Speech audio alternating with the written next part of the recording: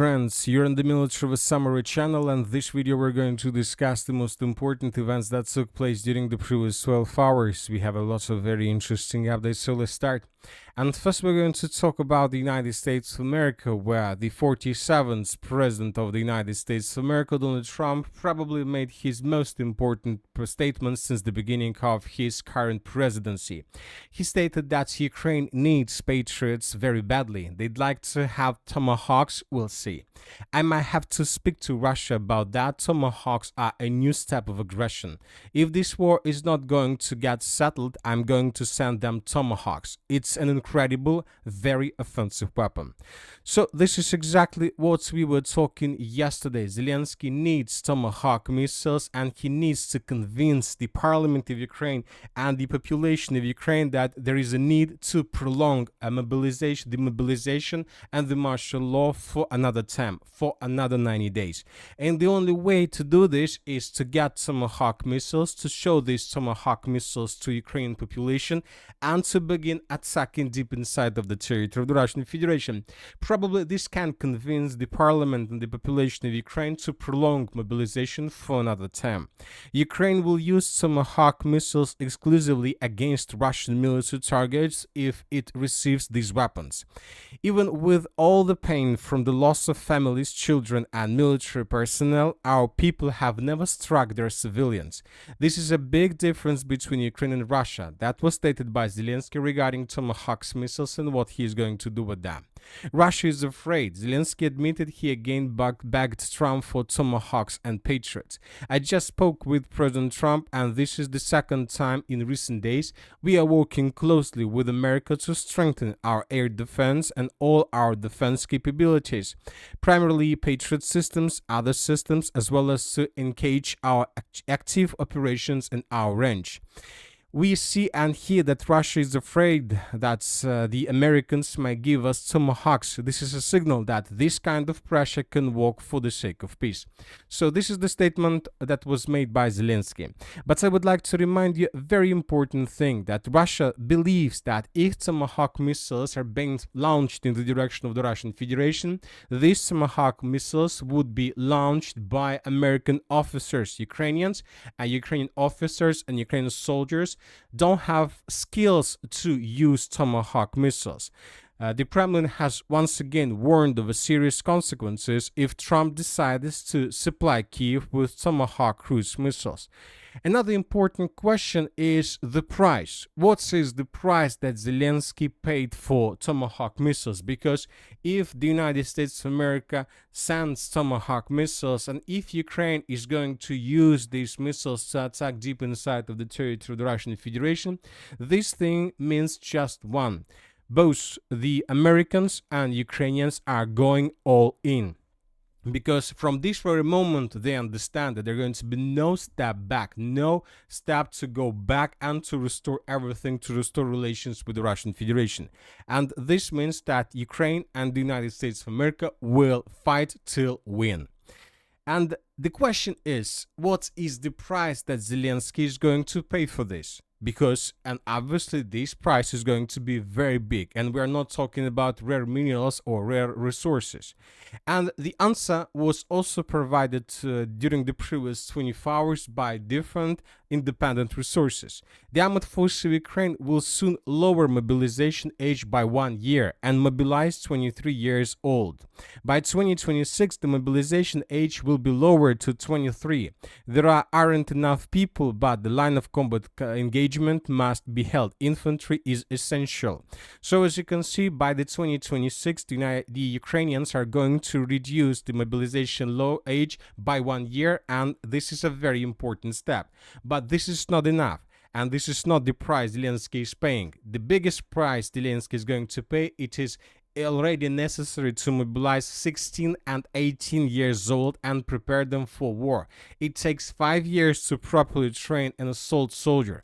So the Ukrainian resources are trying to tell us that most likely by the end of the 2027, Ukrainians will lower the mobilization age from 23 till 20 most likely, and by the end of 2028 they will lower the mobilization age till 18.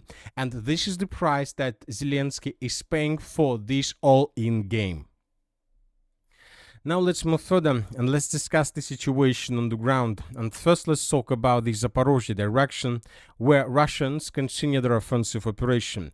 As for the previous 12 hours, we haven't received huge changes. There's just small change in the area of the settlement of Okhotye. Several neutral mappers reported that the Russians secured completely the territory of farms to the east of the settlement. Some neutral mappers also confirmed that there are very heavy clashes on the Ukrainian side of the river of Yanchul. At the same time, the Russians continue bombing and attacking the main supply lines that go in the direction of these two strongholds, the Uspenovka fortified area and the Poltavka fortified area, from the city by the name of Gulay Polye.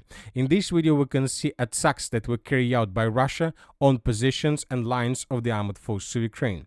The same story took place further to the north. The same situation. The Russians discovered some temporary deployment point in the vicinity of the settlement of Zlagoda, and then Russians attacked this territory with FAB and missiles. So there are very heavy clashes. The Ukrainians still have some resources to introduce them along the line of combat contact. So that is why we believe that in coming days we're not going to see significant changes on the ground. The Russians will not move further in the western and the northwestern direction until they finish the battles for Uspenovka and Poltavka fortified areas. And only when Russians finish the battle for this territory, they will be able to move further. They will be able to attack the settlement of Gulay Polye, and the Russians will be able to begin offensive operation towards the settlement of Pokrovsk and the village of Velika Mikhailovka. Now let's move further. Let's discuss the situation in the Pokrovsk direction, where Russians continue their offensive operation along the city limits of the city of Pokrovsk and the entire Pokrovsk agglomeration. During the previous 12 hours, additional changes on the ground were recorded in the area of the settlement by the name of Kotlina. Here we can see how Ukrainians were attacking Russian soldiers along these three lines. So this episode took place here, so most likely the Russians managed to capture territory to the south of this tree line. Furthermore, according to information we have, the Russians managed to dig in deeper in the southeastern part of the settlement of Rodinska. This is one of the most important settlements in the entire Pokrovsk agglomeration direction. Here we can see how Ukrainians were attacking Russians in this part of the settlement. We have lots of episodes. We will not discuss this video, we will not watch the entire video due to a significant number of casualties and violence, but this video shows how Ukrainians were attacking Russians here. Furthermore, I would like to remind you that just yesterday we got several reports that were published by different pro-Russian resources that as a result of offensive operation, the Russians managed to cut physically the road between the city of Mirnograd and the settlement of Rodinska. As of the beginning of the 13th of October of 2025, this information hasn't been confirmed yet. At the same time, the Russians continue offensive operation to the east and to the southeast of the city of Mirnograd. During the previous 12 hours, small changes on the ground were recorded, and this information about Russian offensive was confirmed by several neutral mappers and by pro-Russian resources. So the battle for the settlement of Mirnograd has begun, so let's wait and see what is going to be next.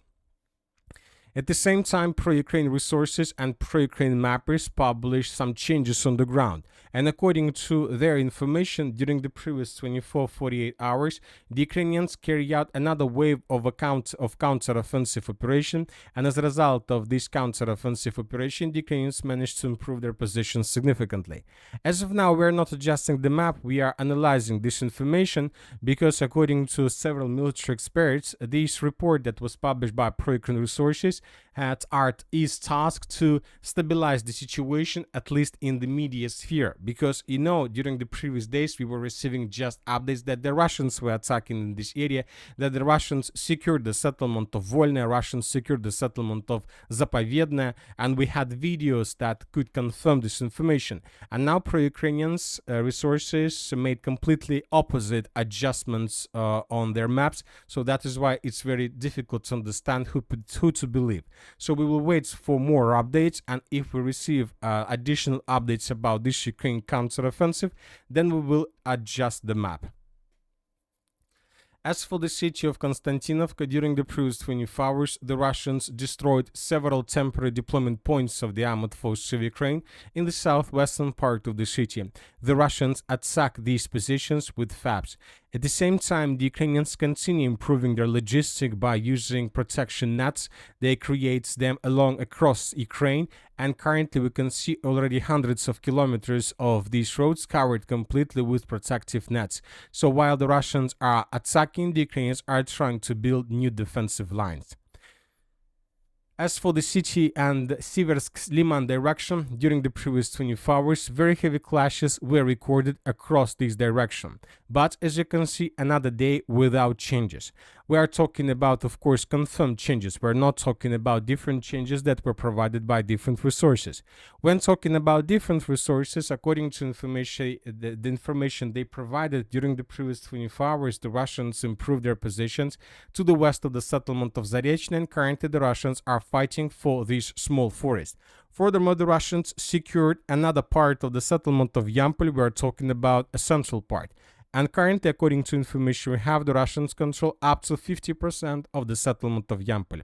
Furthermore, pro-Ukraine resources adjusted their maps between the settlements of Dronovka, Serebryanka, and Siversk. As you can see, now we have a very big gray zone in this area, which means that the Russians answered the settlement of Dronovka, and currently there are very heavy clashes for this territory. If this information is correct, very likely in coming days or maybe even hours, both the Ministers of Defense of the Russian Federation or some pro-Russian resources will confirm control over this territory. And that's it for the short video. Military Summary channel reminds to condemn any violence in the world. Thank you for watching, subscribe to my channel, put your likes, join my Patreon, and have a good day. Bye bye.